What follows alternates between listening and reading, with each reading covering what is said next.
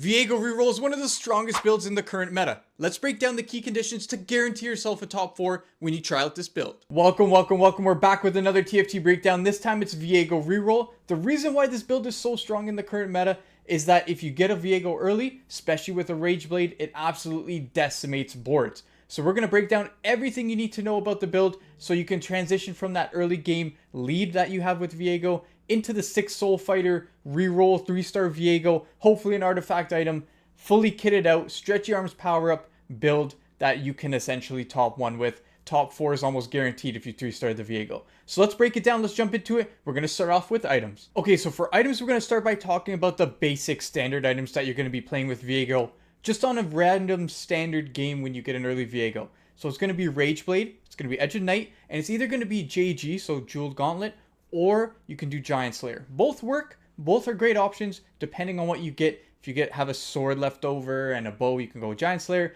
If you have the rod and the glove, you can go JG. Both work, both are extremely strong. But what propels this build into the absolutely broken tier is artifact items. And the good news about this is if you get the Portable Forge Augment and you get your choice of an artifact item, there are so many good ones that you can put on Viego. This isn't a matter of hoping you get Flicker Blade on Ashe back when it was the Colossal Udyr and Ashe build. No, this you can essentially pick from a variety of artifact items and still have an OP build that all but guarantees you a top 4, probably a top 1 once you 3-star your Viego. So let's go over each artifact but item and what pairs well with them. So starting off with Flicker Blade. Yes, you can use Flicker Blade instead of Rage Blade on Viego. Makes them absolutely strong. You're going to want to go Flicker Blade, then JG, and Edge of Night. Alternatively, if you end up getting Zhonya's, I played a game with Zhonya's on Viego, and it's stupid. So essentially, because of Zhonya, the way Zhonya's works, you don't need Edge of Night, so you can just go Rage Blade and JG. Again, you can sub the JG with the Giant Slayer. I prefer the JG on him, but both work regardless. If you have an artifact item, you're cooking regardless, because it is just that strong on Viego in the current meta. If you get Wit's End, you can go Wit's End as well. Wit's End pairs well, same thing with Edge of Night, because you do need some survivability with it, and then Rage Blade. So those are the options there. Sniper's Focus is a strong one as well. If you go Sniper's Focus, we'll touch on power-ups in a bit, but you can kind of substitute Stretchy Arms. Stretchy Arms is the best in slot power-up. Again, we'll touch on that a little bit later, but you can change that if you get Sniper's Focus or RFC. So, for example, RFC, if you get that, you have that extra range, you have that attack speed, so you can substitute out your Rage Blade. So with RFC, you're going to want JG, and then you can go Edge of Night. Because it's going to be in the backline, you don't really need it. You can go JG and Giant Slayer with your RFC, or Edge of Night. It all works there. You're not really too picky. You just need to substitute the Rage Blade for the RFC. Sniper's Focus, on the other hand, you still want the Rage Blade for the attack speed, so you can go Sniper's Focus, Rage Blade, and then JG. Now, there is another one here that you can use, Static Shiv. It's not as strong as the other ones, but if you do get Static Shiv, you can play it. Again, you're still going to need survivability, so you want the Edge of Night, you want the Rage Blade with your Static Shiv. So those are the artifact items that you want. There's 6 of them that work wonders, and then that essentially brings your build into an OP tier. If you hit an artifact and you already have an early Viego, you're all but guaranteed a top 4, even if you don't 3-star them. That's the crazy part about this build. If you don't end up 3-starring Viego, but you have an artifact item, you're going to squeeze out a top 4. So don't worry too much about forcing it, as there's a lot of Soul Fighter players currently. But if you have a free line and you 3-star the Viego, it is insane the potential you have with this build. So now, one other quick item to go over for Viego that, again, puts them in the OP tier is if you get a Radiant item. So Radiant Refactor, Augment, or random Radiant item from any of those augments that can give it, you're going to want to hopefully aim for the Giant Slayer one. If you can get a Radiant Giant Slayer, it is just as broken as an artifact item. You toss that on there with Rage Blade, Edge of Night for survivability, and you're smooth sailing. So those are the items. They are crucial and key in the Viego build. The standard items work well, but with the standard items, you're going to need to hit everything else. You're going to need to have an uncontested line because you need to 3-star a 3 cost. You're going to need to have a 6 Soul Fighters, hopefully hit a Gwen late game for a secondary carry along with your Samira. We'll touch on final boards in a bit as well, but items are crucial and key. If you get an artifact item early, and you get one of the 6 for Viego, slam it, go it. It's worth the LP in this current meta. So now let's move on to power-ups just to go over stretchy arms and stuff like that. It's fairly straightforward, but let's go transition over to power-ups. Okay, pretty straightforward. This is going to be a really quick segment for power-ups. Stretchy arms, by far, best in slot for Viego. You're going to want to try to force it as much as possible. Get stretchy arms on your Viego. You're going to not backline it, but sorry, second row the Viego behind your main tank, so you're set. And just so it provides survivability, you can swap between sides depending on the enemy carries and stuff like that. But stretchy arms is really strong with Viego as it provides them that survivability, that range to absolutely wreak havoc on the enemy backline when it essentially inevitably wraps. So stretchy arms is best in slot. Again, if you don't get stretchy arms or you have an artifact item that allows you that extra range, like a sniper's focus, like an RFC, you can go something other than stretchy arms. So double strike is really good, which gives you a 25% to essentially have a second attack. Weights is also good. Weights, let me just read this out for you because it's a mouthful, but gain 10 weights at 1+, you move and attack 50% slower. So you start off at a disadvantage. Player victories drop 1 weight, 2 on a loss. At 0, you move faster and you gain 60% attack speed, 12% damage reduction. So it's an investment into the future. If you get weights early, slam it on Viego, he becomes much stronger once all the weights are off on the power up, and you get that 60% extra attack speed, 12% damage reduction. So weights is a very strong one as well. Now there's a couple other options that aren't as strong. You can go Trickster if you get that in stage 3. You can do Not Done Yet. That's another option. However, stretchy arms is best in slot, and if you don't get stretchy arms, you can invest in weights, or you just go double strike, you go Trickster, you go Not Done Yet. All fairly good options, but the second person you're going to want to power up is Set.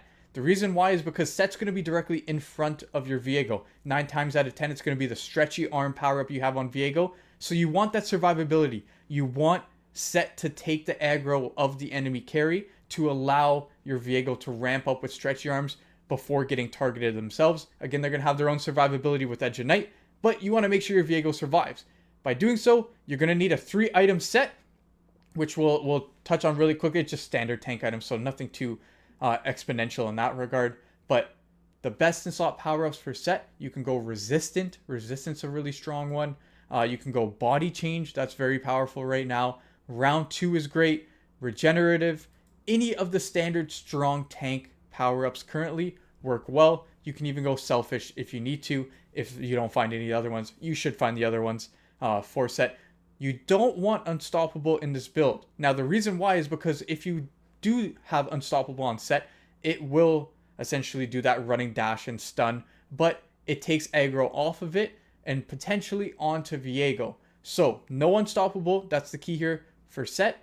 You're just going to want to apply one of those 3 that I mentioned. Round 2, Resistant or Body Change. Those work wonders. Slam that on Set along with standard tank items, and you're cooking. So, let's just quickly revert back and quickly touch base on the main tank items for Set. You're going to want a Warmogs, you're going to want a Sunfires, and you're going to want Spirit Visage. All work wonders. You don't have to follow this. Any tank items work. You can go Gargoyles if you need to. You can go Even Shroud for your Samira when you eventually itemize Samira. But any standard tank items work that you can make. Priority with items is Viego. So any leftover tank items, just slam on Set. That's going to be your main tank. Now, switching gear back to items really quickly, just to touch on the standard. We should all know it by now, but your secondary carry is either going to be Gwen if you hit a Gwen, or Samira. Samira likes IE, Shojin's, Red Buff, or Deathblade, whatever you can make if you have the bows, or you have the swords. You can also just make a Giant Slayer on Samira too. That works if you only have 1 sword, 1 bow. It all depends on your leftover items, because again, remember, this is your secondary carry. Your priority is Viego.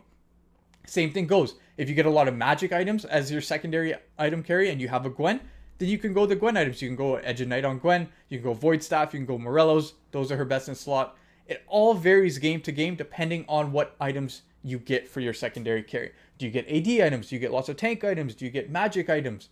Again, Viego is a priority. Whatever you have left over, itemize the carry where the items you have work with that carry. So AD items for Samira, magic items for Gwen. Okay, let's talk final board. Now, this is a fairly straightforward segment as well, because the final board is just 6 Soul Fighter plus a Shen plus an Udyr. So the reason why you're going to want to go 6 Soul Fighter instead of 8 is because you need the enhancements for your Viego. You need that duelist enhancement from the Udyr, and you want the Edgelord enhancement for your Samira off of the Shen.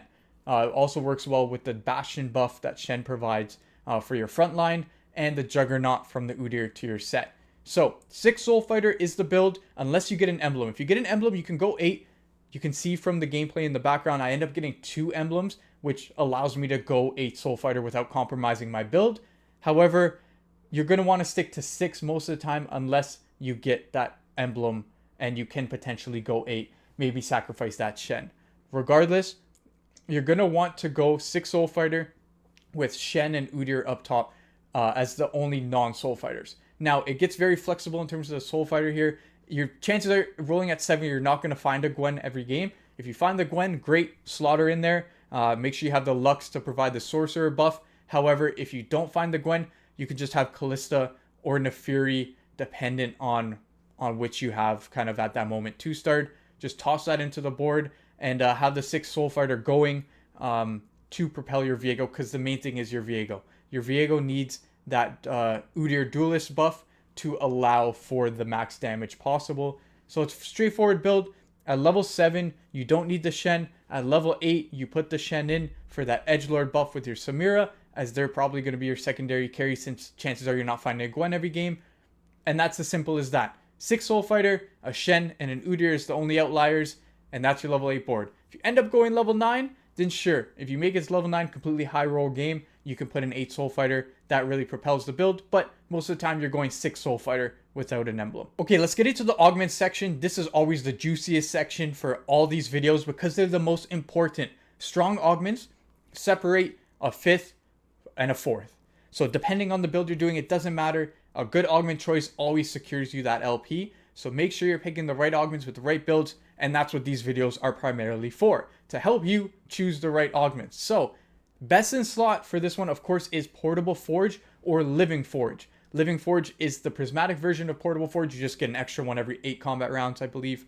But you're going to want the Ornn item or artifact item. You need one of the 6 that I mentioned earlier in the video on Viego to absolutely stomp enemy boards early and just secure yourself a top 4, even if you don't hit the 3-star Viego. If you don't get Portable Forge and you still want to play Viego because you got an early Viego, totally cool with that. Just make sure you get a secondary augment that helps you propel this build to ensure you get a top 4, which is Heroic Grab Bag. That's a great one because it lets you 3-star your Viego as soon as possible. Without the artifact item, you're going to need to 3-star that Viego at all costs. Otherwise, you're just going to bleed out at 6 Soul Fighter to whoever you're competing with. If they have a Soul Fighter emblem and they have 3 Viegos and you can't 3-star it, you're screwed. You're bleeding out. You need to 3-star your Viego if you don't have an artifact item.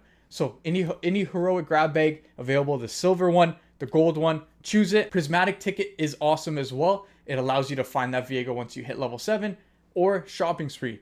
Again, they're all prismatic augments that work really well, but they are extremely strong. Now, some of the lower tier ones that you can go Heroic Grab Bag to ensure you get those items to itemize both your Samira and your Gwen potentially as a tertiary carry. You can also go Keepers. Keepers is a strong augment right now across the board. Doesn't matter what build you're playing.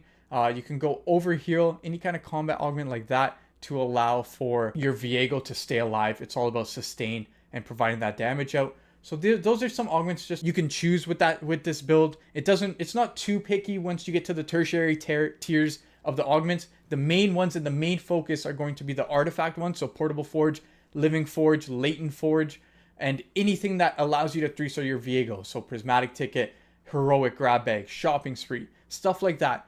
Econ augments work as well. Anything to propel you to level 7 quickly. This way you can save your gold and start rolling down before the lobby to secure those Viegos. Because once you 3-star your Viego, you're extremely strong. Again, you're strong early game if you 2-star them.